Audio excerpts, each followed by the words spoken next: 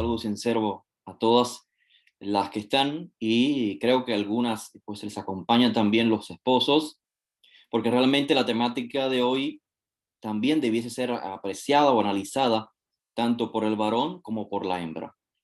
Se permite un divorcio según los parámetros de la Torá, según la voluntad del Creador expresada para el pueblo hebreo en la Torá. Es una pregunta que yo creo que es necesario abordarla y tratarla a fondo, porque sin una respuesta clara, apropiada, inclusive para nuestros días, sin ella, pues muchas personas pueden sufrir años de tristezas, años de culpabilidad por no tomar decisiones apropiadas cuando se permite un divorcio en la cultura hebrea. Y quizás para la sorpresa de muchos, no es solamente en el caso de adulterio. Y esta pregunta surge de un análisis de una palabra que dictó una máxima de Josué de Nazaret. Y siendo que todos los que están acá presentes, tengo entendido, pues tenemos afinidad, admiración por la enseñanza de este distinguido hombre que identificamos como el Mashiach, pues obviamente valoramos mucho lo que él enseñó y creemos que sus palabras provienen de inspiración divina. Así que, basado en esta concepción, transmito brevemente lo que dijo y sobre lo cual se fomenta o se crea esta charla. Ma shehiber haboré en Adam yachol lehafrid. Esto es en hebreo y significa en español: lo que el Creador ha unido, no lo puede separar el ser humano. Entre paréntesis, una curiosa anotación, que es que en el texto hebreo de Mateo se habla de lo yachol, de que el ser humano no puede separar lo que el Todopoderoso unió, mientras que en la tradición del texto griego se habla de que el hombre no separe. Es como una propuesta o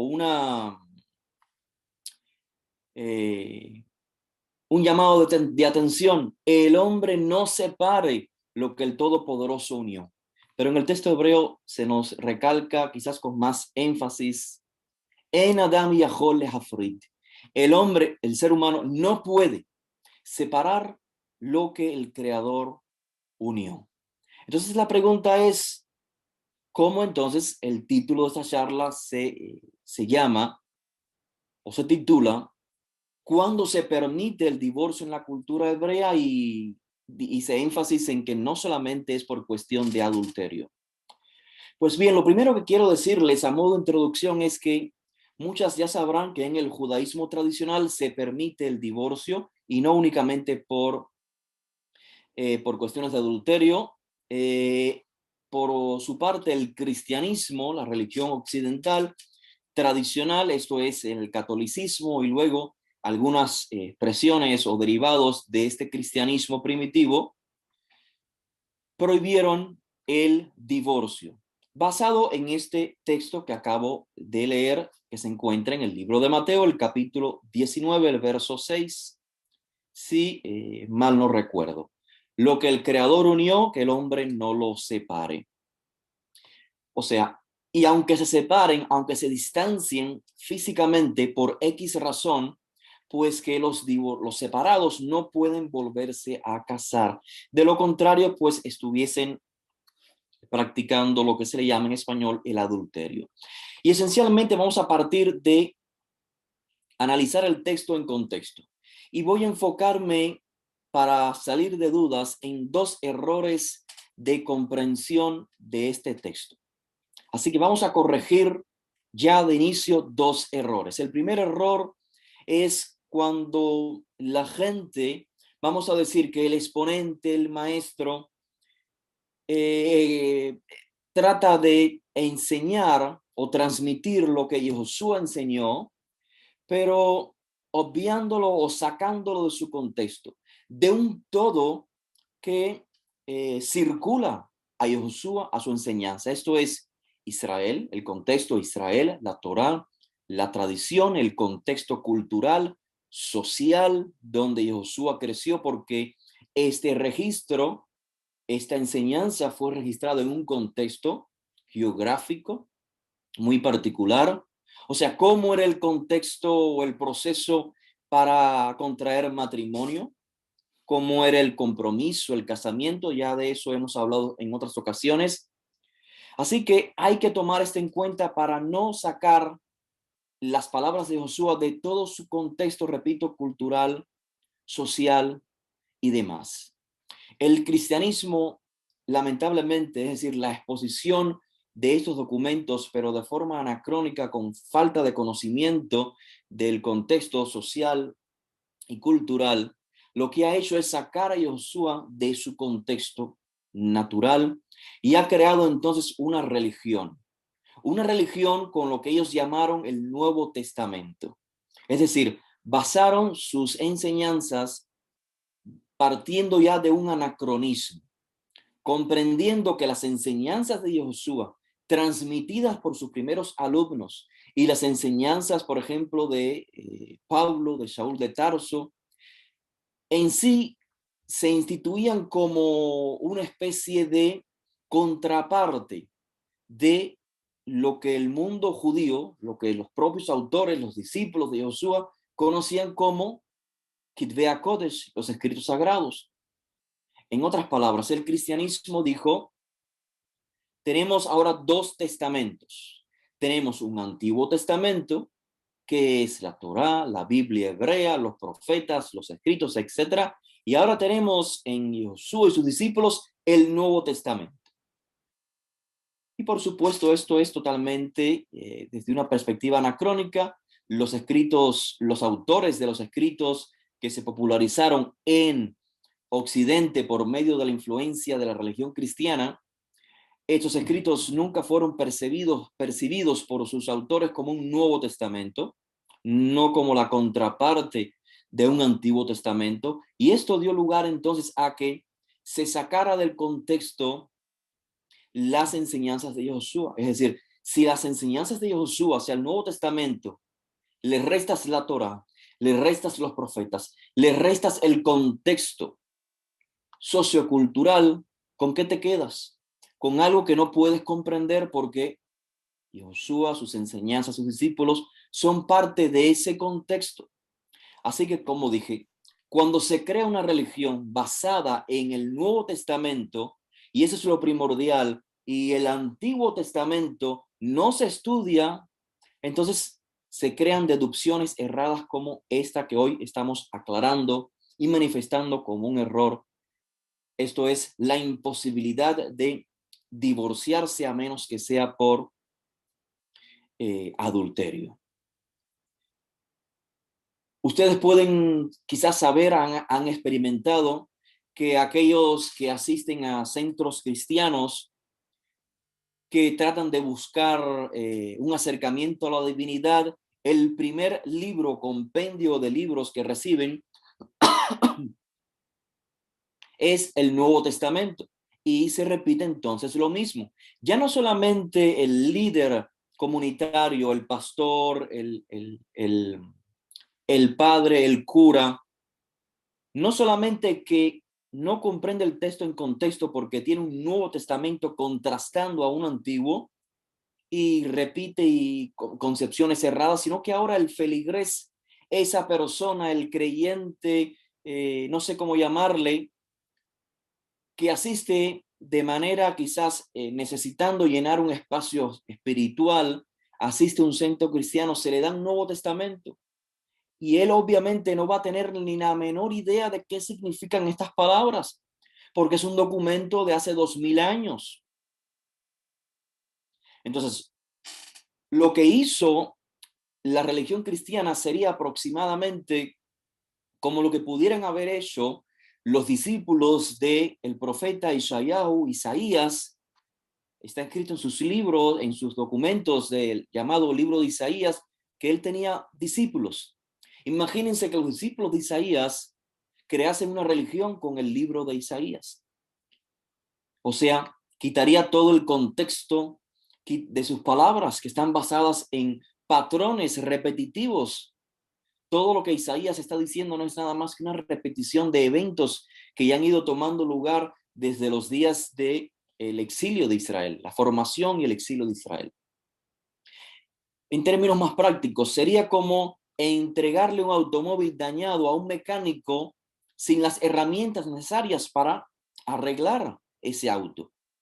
Sería como que un paciente fuese a un doctor, pero este doctor no tiene utensilios para ejercer su profesión.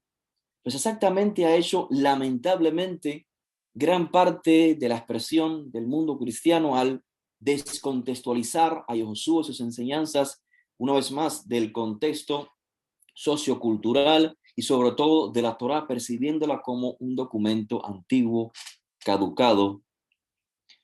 Ha sido lamentable. Entonces, vamos a corregir ese error. El error, repito, es descontextualizar a Josué y sus enseñanzas. Pero previo a corregir ese error, creo que existe un segundo error tan importante como el previamente dicho que debemos corregir primeramente. Y es leer los textos con lentes modernos. Es decir, ya no solamente que existen intereses teológicos al interpretar los textos de hace 2000 años con intereses teológicos para establecer una división o una diferencia entre el Tanaj, la Biblia hebrea, y lo que el mundo occidental llamó Nuevo Testamento, sino que además en en tiempos actuales, puede existir también este error, analizar un texto de hace 2000 años con lentes modernos. Y como bien decía al inicio, Elvira, nuestra apreciada Elvira, pues también lo que es el casamiento desde el punto de vista hebreo es analizado de manera anacrónica. Elvira ponía el caso de este amor, digamos, romántico, el romanticismo, ese sentimiento de amor que realmente en la antigüedad, ustedes saben que los padres eran quienes elegían, perdón, elegían quiénes serían los futuras parejas. Pero obviamente esto a fin de cuentas quedaba en manos de los jóvenes. Ellos decidían si aceptaban o no la elección de los padres. Ellos confiaban en que los padres, por su experiencia, elegirían a la mejor persona. Pero al fin de cuentas quedaba en manos de los jóvenes decidir o aceptar el futuro matrimonio cónyuge. Y la pregunta que muchos se pueden hacer es, ¿acaso hoy, en nuestros días, bueno, realmente ya hace años atrás, en que no sucede eso, al menos en la mayoría de los pueblos de nuestro mundo? Ya la gente dice, eligen por amor, ¿cierto? ¿Cuántos han escuchado esas expresiones? Hoy elegimos por amor, ya no porque mi madre o mi padre, o por intereses económicos, o porque la familia tiene un negocio y es importante que nos casemos con personas de cierta clase social para mantener este estatus. No, ya hoy nos casamos por amor, ¿cierto? Entonces la pregunta es, ¿por qué hoy que nos casamos por amor, ya no por ciertos intereses o dejándonos influenciar por nuestros padres, por qué hoy los matrimonios no duran menos que en la antigüedad? ¿Por qué hoy hay más divorcios que nunca, que en la antigüedad? Si el error estaba en la falta de amor, ¿por qué hoy, que supuestamente nos casamos por amor, hay más divorcios?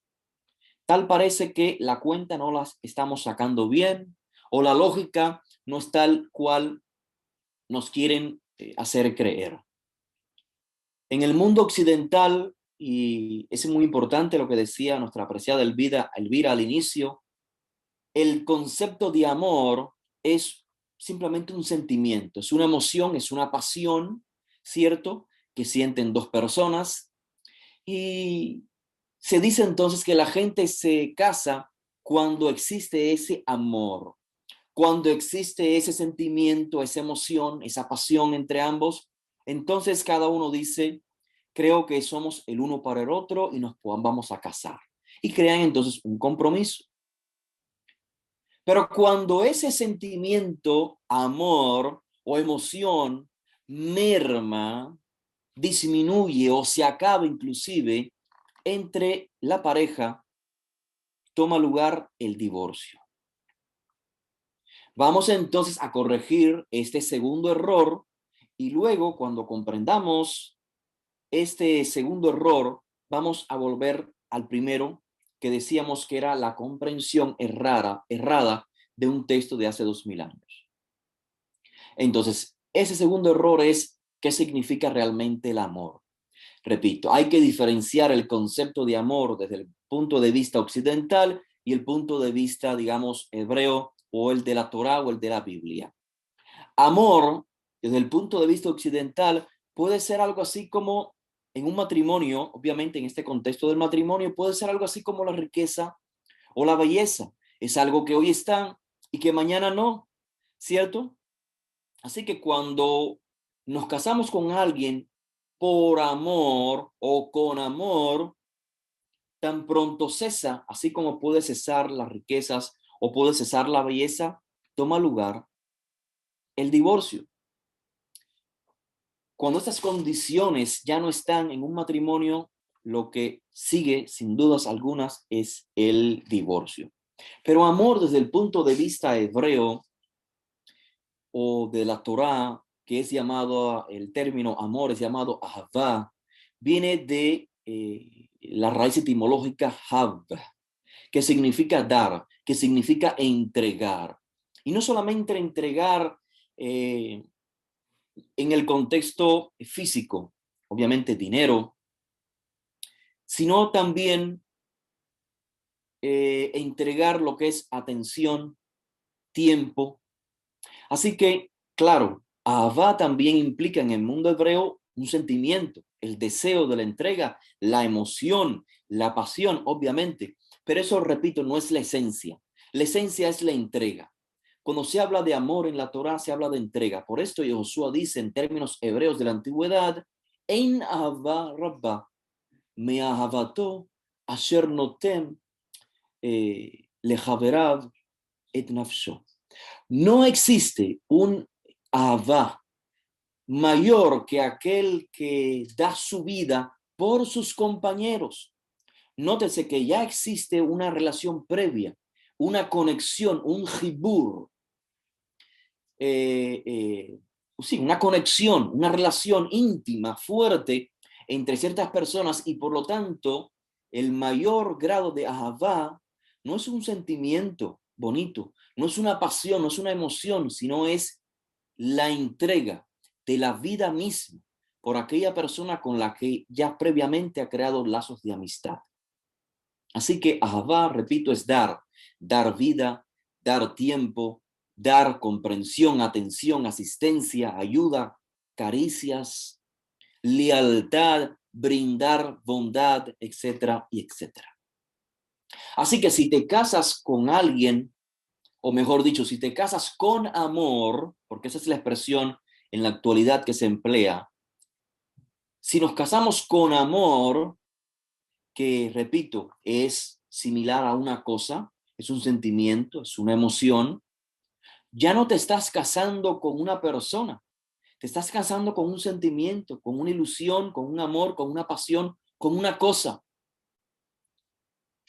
No te estás enfocando en la persona que dices amar.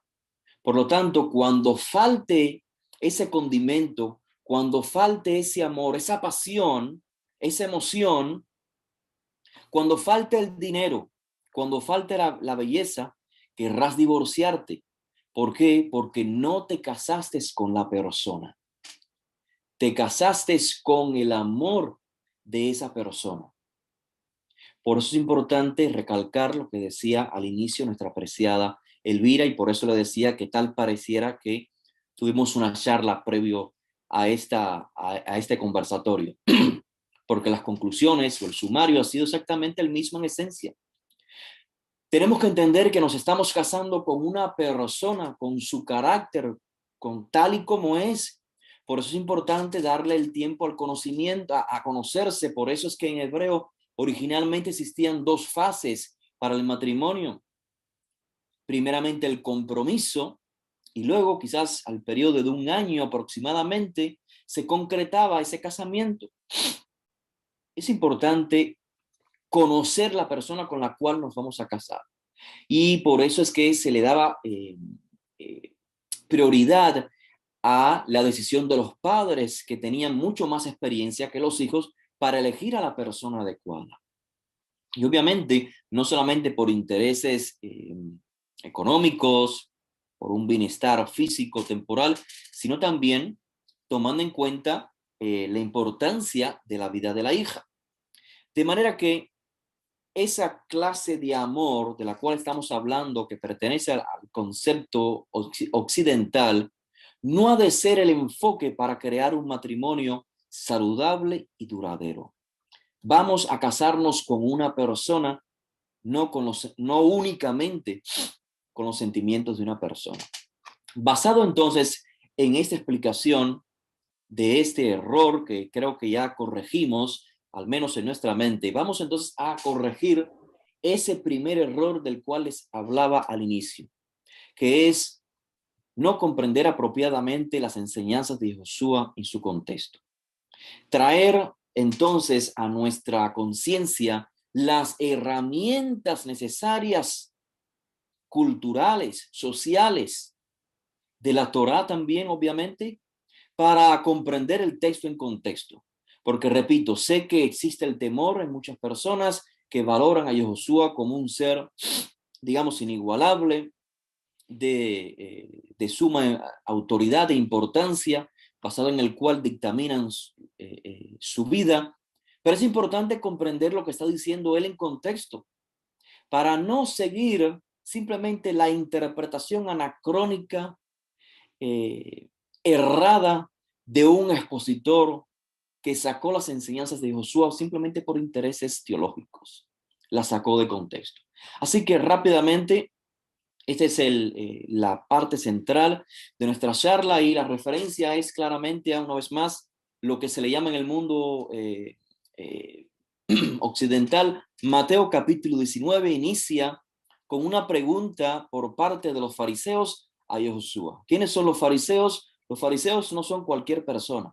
Los fariseos son personas, vamos a decir, eruditos, personas que se dedican al estudio de la Torá, estén en lo correcto o en lo incorrecto, se dedican a vivir una vida piadosa según la voluntad del Creador. Son ellos quienes se acercan a Josué. Este es el contexto para hacerle una pregunta puntual y muy única.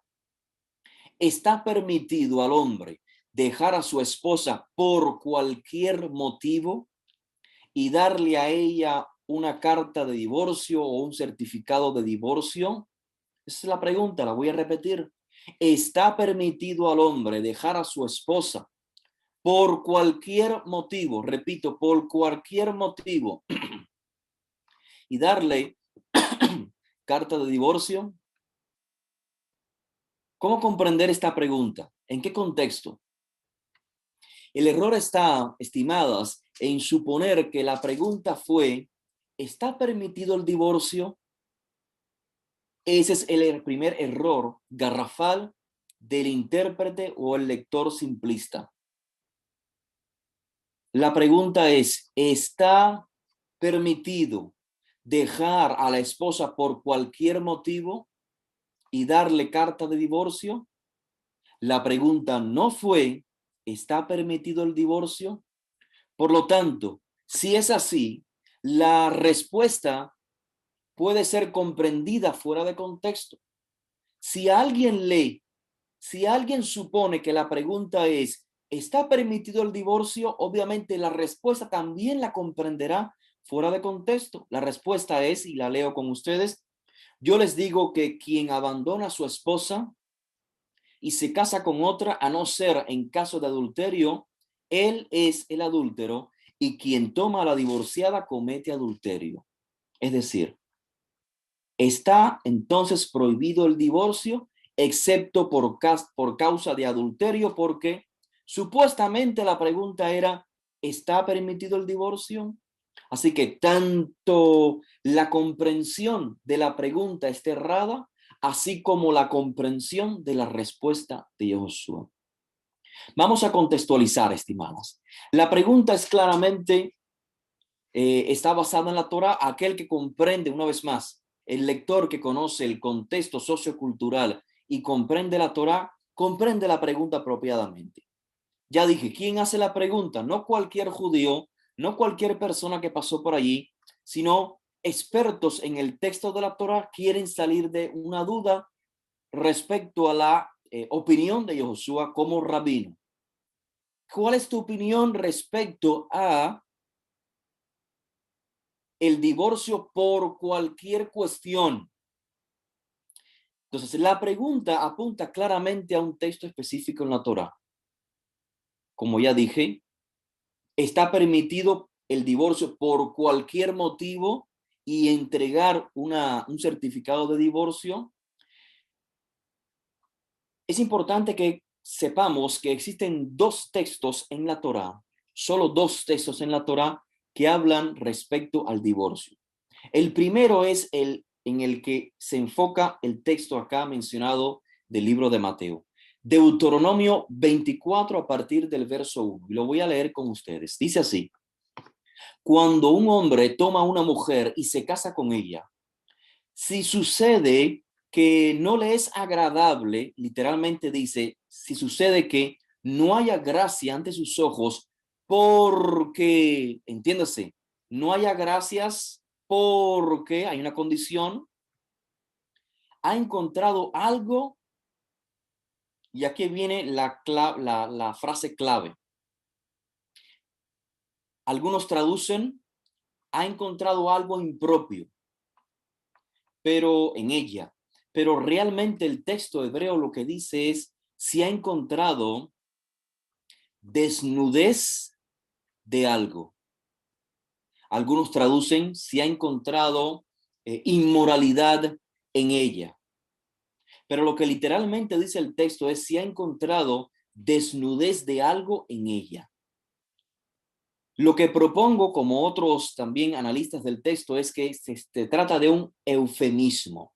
Eufemismo es una manera de decir algo sin que sea en términos tan claros, tan burdos, si se puede decir, y se forra, se cubren los términos para que no suenen tan fuertes. Así que encontrar en la esposa desnudez de algo puede apuntar, puede ser un eufemismo para hablar de inmoralidad sexual. Y sigue diciendo el texto de Deuteronomio, capítulo 24, dice, y le escribe entonces un certificado de divorcio. Lo pone en su mano y la despide de su casa. Número 1, ¿qué aprendemos de esta cita de Deuteronomio 24? Que cuando se menciona ya el contexto del divorcio y el certificado de divorcio, claramente está clarificando que cuando Josué en el capítulo 19 de Mateo se le pregunta acerca del divorcio, incluyendo la entrega del certificado del divorcio, apunta a esta cita. En otras palabras, los fariseos que se acercan a Josué y preguntan es en referencia a particularmente este verso de Devarim o Deuteronomio 24. Lo segundo que aprendemos es que, en efecto, aparentemente hay una ambigüedad en el texto. Por lo tanto, algunos habían interpretado de diferentes maneras por qué razón se permite el divorcio en esta sección. Repito, el texto literalmente dice desnudez de algo. En hebreo esto es ervad davar, que puede ser leído como desnudez de algo o algo de desnudez, algo inmoral en esa mujer. Se permite entonces el divorcio, pero se le debe entregar un certificado de divorcio. Es importante resaltar entonces, estimadas, que este pasaje en cuestión de Devarim 24 no está legislando cómo se debe realizar un divorcio. El tema, si leemos los primeros versículos de Deuteronomio 24, comprenderemos que el contexto no es explicar, no es dar una orden de cómo divorciarse, sino es el caso de una mujer que ha sido divorciada porque se encontró en ella algo de inmoralidad y luego esta mujer se casa con otro hombre. Este otro hombre la desprecia, la odia, le da una carta de divorcio y entonces la Torá prescribe que no se puede casar esta mujer con su primer marido. Ese es el contexto. Repito, no es instruirnos a cómo divorciarnos. Ahora bien, para crear el contexto de las enseñanzas de Yoshua, quiero traer a la nota de ustedes que antes del primer siglo, esto es, antes de que naciese Yoshua,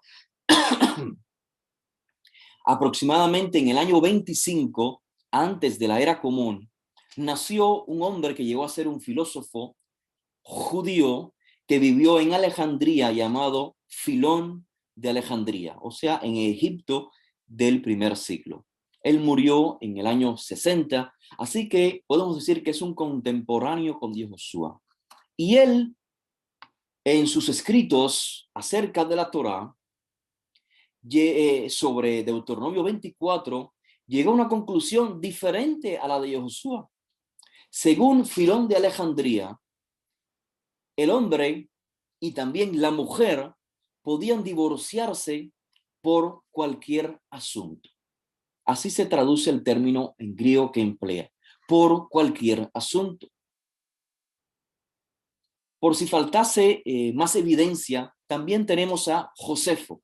Josefo ya nace en el año 37 de la era común y muere aproximadamente en el año 100 de la era común. Así que, de cierta manera, también es un contemporáneo con Josué o sus primeros discípulos, y él llega a la misma conclusión interpretativa del texto en cuestión, Deuteronomio 24, así como Filón. Ambos sugieren que el hombre podría divorciarse de su esposa por cualquier motivo. Quizás leyendo aquello que dice el texto como algo impropio, no tiene que ser algo inmoral. Así que, comprendiendo este contexto sociocultural, esta evidencia es que podemos apreciar la pregunta que le hacen a Yoshua de Nazaret en Mateo 19. ¿Está permitido divorciarse por cualquier asunto? Porque era una de las concepciones del primer siglo. Esas son entonces estimadas las bases de la pregunta que Yoshua recibe.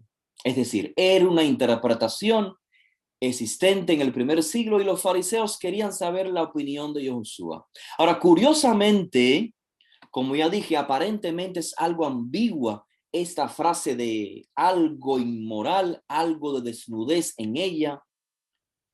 Se registra en la Mishnah. Para aquellos que no recuerden, la Mishnah es un documento que expresa ideas luego elaboradas por el llamado judaísmo rabínico. En la Mishnah se recopilan enseñanzas que vienen desde el primer siglo hasta el segundo siglo. Y en la Mishnah se registran tres interpretaciones de tres pensamientos judíos que datan desde el primer siglo, quizás un poco antes, hasta el siglo, mitad del segundo siglo de la era común. Se encuentra precisamente en el tratado llamado Gitín, el tratado el tratado mishnaico que trata acerca de el divorcio. Pues bien, la primera opinión es de Bet Shammai. Muchos de ustedes ya sabrán, Shammai era un sabio que, una vez más, él nació antes del primer siglo, pero vivió hasta años después del primer siglo. Acá no se trata de su opinión, sino de la opinión de su escuela. Es muy probable que la opinión no sea, una vez más, de Shammai, sino de su escuela. Por eso está la enseñanza registrada en nombre de Bet Shammai. Bet Shammai se enfoca en Deuteronomio 24 en la palabra que ya mencioné en hebreo, erva. Erva, que se traduce como algunos inapropiado, pero literalmente significa desnudez. En eso es lo que se enfoca la escuela de Shammai, los discípulos de Shammai, y dicen entonces, sugieren que su interpretación es que el hombre puede divorciarse de su esposa únicamente si ella ha cometido una transgresión de contexto indecoroso, o sea, adulterio. Ervad davar, dice la escuela de Shammai, esto es literalmente desnudez, pero implica adulterio. Y curiosamente coincide justamente con las enseñanzas de Yehoshua. Justamente, exactamente es la misma percepción, pero no olvidemos que estamos hablando de un texto en cuestión. No estamos hablando de todo el texto de la Torá. La pregunta ha sido muy clara por parte de los fariseos a Yehoshua. ¿Se puede divorciar el hombre de su esposa por cualquier asunto? Y sabemos que el término cualquier asunto era entonces una referencia a este texto en cuestión, porque el contexto del texto de Deuteronomio 24 sigue hablando de entregar un certificado, y es eso claramente lo que se incluye en la pregunta de los fariseos a Yehoshua. Así que tenemos a Bet Shammai, los discípulos de Shammai, que sin duda alguna eran contemporáneos con Yehoshua, llegando a la misma conclusión de Yehoshua. Solamente el texto acá en cuestión está diciendo que el divorcio puede ser por adulterio. Erva, estimadas, es un término que significa, una vez más, desnudez. Es un término empleado no solamente en la literatura rabínica, sino que en la propia Torá, en la propia Biblia, se emplea para hacer referencia a cuando en Levíticos, en el capítulo 18, en el capítulo 20, se hablan de las de relaciones íntimas prohibidas. En el texto de la Torá en hebreo se emplea el término precisamente erva. La frase completa es legalot erva, descubrir la desnudez, para hacer referencia a la prohibición de relaciones íntimas ilícitas. Así que sobre estas bases es que Shammai, o Bet Shammai, o Josué, llegan a la conclusión de que erva, este término, esta descripción que permite entonces el divorcio, alude sin duda alguna a una relación íntima prohibida. Así que hay bases en la Torá para sostener la interpretación de Josué y la interpretación de la escuela de Shammai. Pues bien, tenemos entonces a Bet Hillel, la escuela, digamos, la contraparte de Bet Shammai. Los discípulos de Hillel dijeron, no, la interpretación no es así. La interpretación es que se permite el divorcio si hay algo que el esposo considere inapropiado. ¿Por qué interpretan hay algo? Porque el término erva, que ya dijimos es desnudez, está acompañado por el término davar. Ervad davar. Y claro que davar no significa únicamente palabras, sino que significa asunto, cosa, cuestión, como interpreta Bet Shammai, una cuestión de inmoralidad, una cuestión de desnudez. Pero la escuela de Hillel dice no. Separa entonces erva de davar. Y dicen que no solamente es una cuestión de inmoralidad, sino por davar, por cualquier cosa que el esposo considere. O sea, puede ser cualquier motivo, incluso dice Bet, la escuela de Hillel, si la esposa quema la comida, el esposo tiene permitido otorgarle una carta de divorcio, separarse de ella. Viene entonces la Mishnah en el Tratado Gittin a registrar la tercera opinión. Ya esta opinión viene por boca de Rabbi Akiva, quien vivió posterior a la destrucción del templo, es decir, ya los maestros Hillel y Shammai habían muerto. ¿Y qué dice Akiva? El rabino Akiva, interpretando Deuteronomio 24, que voy a leer una vez más para traer el contexto, dice, cuando algún hombre toma una mujer y se casa con ella, si sucede que no le es agradable porque encuentre en ella algo inapropiado, alguna desnudez, etcétera, etcétera.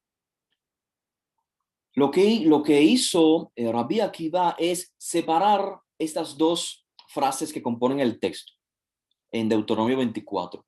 Cuando el texto dice, si sucede que encuentra en ella, o sea, si no hay en ella gracia, o mejor dicho, dice el texto, si no encuentra gracia ante sus ojos, Rabbi Akiva lo separa de la segunda frase que dice, porque encuentra en ella algo inmoral, un asunto de desnudez.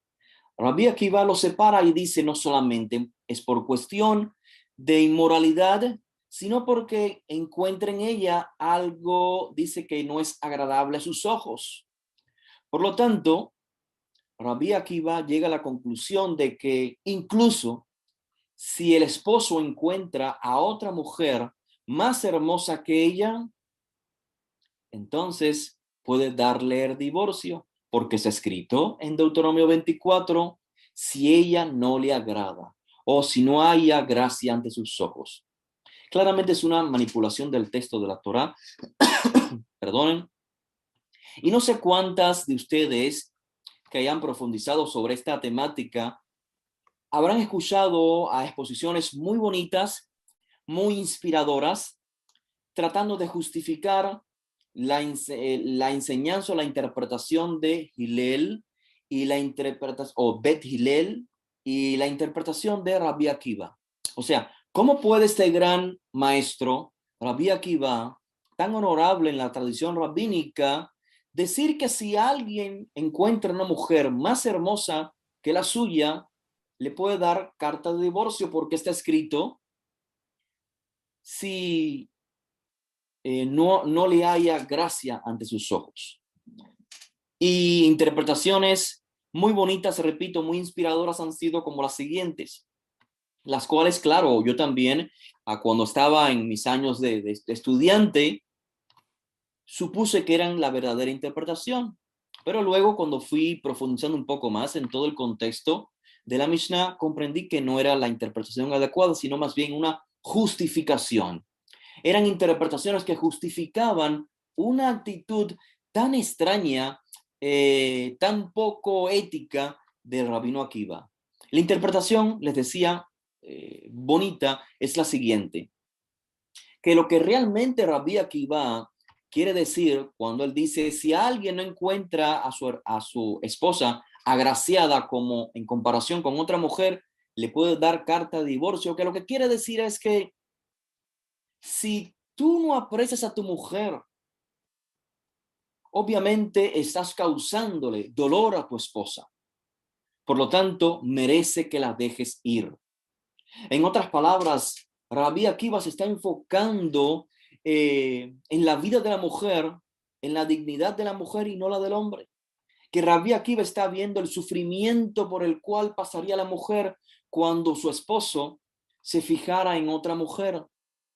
Y Rabbi Akiva dice entonces, como queriendo decir, hombre, si tú ves que otra mujer es más bella que tu esposa, dale una carta de divorcio.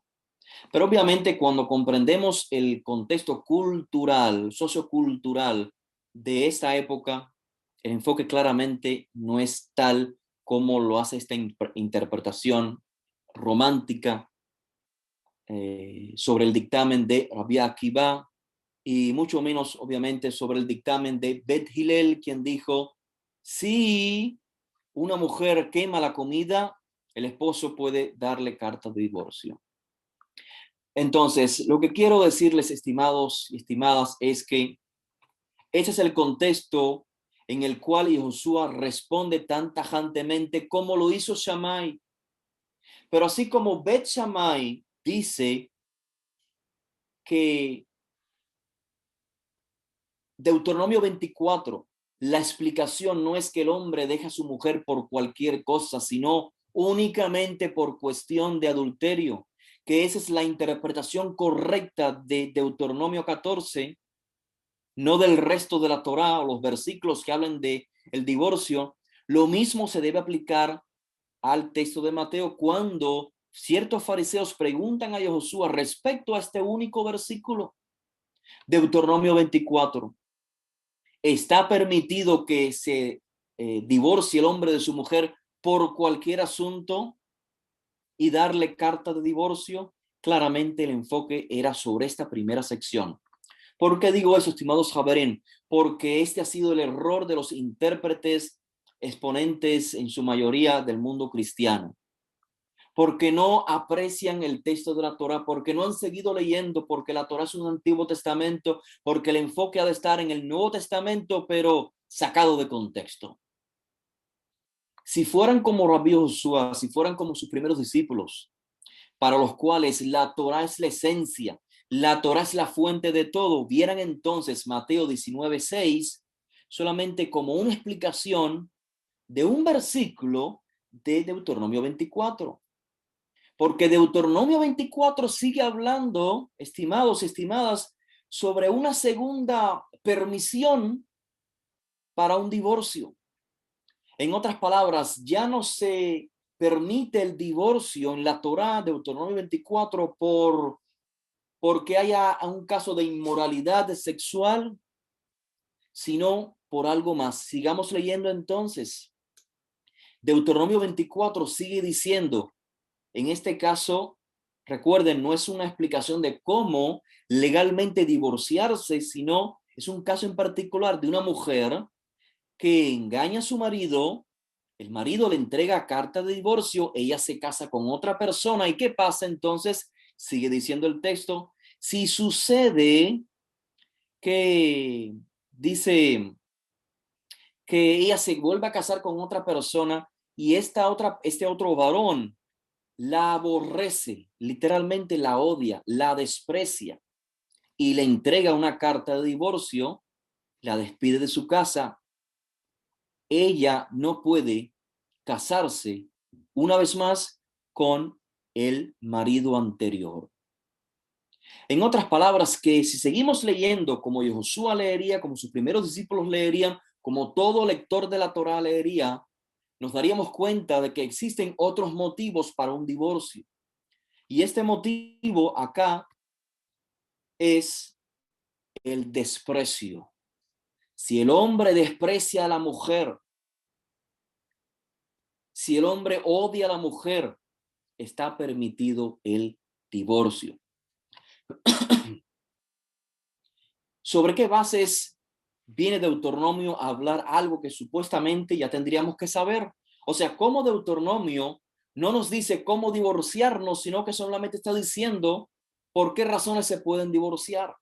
Porque seguramente en el texto de la Torá, si fuimos lo suficientemente analistas, si fuimos lo suficientemente estudiosos, seguramente que en Éxodos, porque le dije al inicio que existen dos secciones en la Torá donde se habla del divorcio, en Éxodos 21, el 10 al 11, se vuelve a mencionar otra permisión, otro motivo por el cual se permite el divorcio en la cultura hebrea.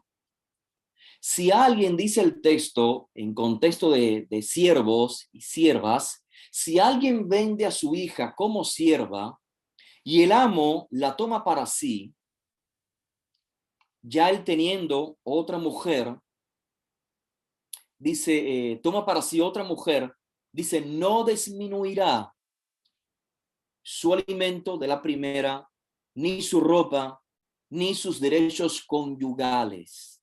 Es decir, si tiene dos esposas, algo que estaba permitido en aquel entonces y era algo muy normal, no podía, como dice el texto, disminuir su alimento, su ropa de su primera esposa o segunda esposa, según algunos intérpretes. Yo abogo porque sea la primera esposa la que este hombre se casa con una nueva esposa y desea disminuir de la primera alimento, ropa y derechos conyugales. Tres cosas: alimento, ropa, derechos conyugales. Dice, si no quiere cumplir con estos tres requisitos, entonces ella quedará en libertad. Entiéndase, entonces ella podrá divorciarse. Y es por esto que existen manuscritos hallados del primer y segundo siglo de la era común en la que hay, se registra un get. El get es el texto oficial del divorcio, el certificado de divorcio, pero inclusive hecho por una mujer para un hombre. Aunque el escriba figura en estos documentos tan antiguos hallados, manuscritos hallados, recuerdo ahora la mención de una mujer llamada Shelom Zion Bat Yosef. Ella es la que entrega la carta de divorcio al hombre y no pone razones del por qué. Repito, aunque el escriba de este manuscrito es un varón, la carta viene de parte de una mujer. Así que también la mujer, al menos en el primer siglo, con esta evidencia, y también Josefo, Filón, lo mencionan, el divorcio por parte de la mujer para con el hombre. Claro, en la cultura o en la costumbre rabínica, esto no existe. Es solamente el varón el que entrega la carta de divorcio. Pero lo traigo a colación porque muchos de ustedes sabrán que en el libro llamado Marcos se habla de el divorcio de una mujer para con un hombre, el despido que una mujer hace de un hombre. Y por muchos años siempre se estuvo diciendo que este texto, o sea, el llamado Evangelio de Marcos, no fue dirigido a una comunidad judía porque supuestamente la costumbre del divorcio dentro del contexto judío era según lo dictamina el rabinato, o mejor dicho, el judaísmo rabínico. Pero estos hallazgos confirmaron que no es así, que se practicaba en el primer siglo el divorcio o la entrega de un certificado de divorcio por parte de la mujer para con el hombre. Así que, estimadas y estimados, que sé que también puedan haber algunos acompañándoles, si esta era la realidad según Éxodos capítulo 21 para con una sierva, es decir, si un hombre no atendía a una sierva que acogía como esposa, si no atendía en cuestiones de alimento, de ropa y de derechos conyugales, si ella tenía la potestad, según la Torá, para quedar libre de este hombre en términos de matrimonio, calva Homer, cuanto más una esposa que no fuese atendida en cuestiones de alimento, en cuestiones de ropa, en cuestiones de derechos conyugales, de intimidad. También la mujer, aunque no fuese sierva, tendría derecho al divorcio. Así que la pregunta que hicimos al inicio la vuelvo a hacer ahora. ¿Cuándo se permite un divorcio en la cultura hebrea? El divorcio es permitido, obviamente, por abusos físicos y emocionales y de infidelidad. Acá ya vemos cómo fueron descritos. Ya sea por parte de la mujer o por parte del hombre, falta de alimento, falta de ropa, falta de derechos conyugales, de derechos de intimidad y por infidelidad. Así que esas son básicamente 4 razones por las que el texto de la Torá permite el divorcio. Y concluyo diciendo que entonces la cita de Mateo 19:6, lo que el Creador ha unido, no lo puede separar el hombre, es una respuesta únicamente a una pregunta que se le hizo a Josué respecto a la cita de Deuteronomio 24, donde el texto dice que se permite el divorcio por cuestión de inmoralidad, un asunto de inmoralidad, y que se debe entregar una carta de divorcio. y existía la interpretación, ya lo evidenciamos anteriormente, tanto en la literatura rabínica como en literatura judía histórica, Filón de Alejandría, Josefo, donde era interpretado en aquel entonces eh, esta cita como un permiso para divorciarse por cualquier asunto. Y Josué explica entonces que dicha expresión de dicho texto, literalmente desnudez de algo, significa adulterio. Yo agradezco infinitamente su presencia y de hecho que hayan elegido esta temática que es muy, muy importante, no solamente comprender el texto, sino las implicaciones del texto para crear matrimonios más saludables y más felices en términos de la Torah. Muchas gracias por su atención. Si no hay más preguntas, entonces yo me despido y diciéndoles una vez más que para mí ha sido muy grato estar con ustedes como de costumbre y es muy bonito, es muy interesante que siempre los temas vengan de parte de ustedes, que ustedes sean las que propongan la temática, porque el objetivo es asistir en las preguntas, las inquietudes que tengan las damas. Y para mí es un gusto poder estar entre ustedes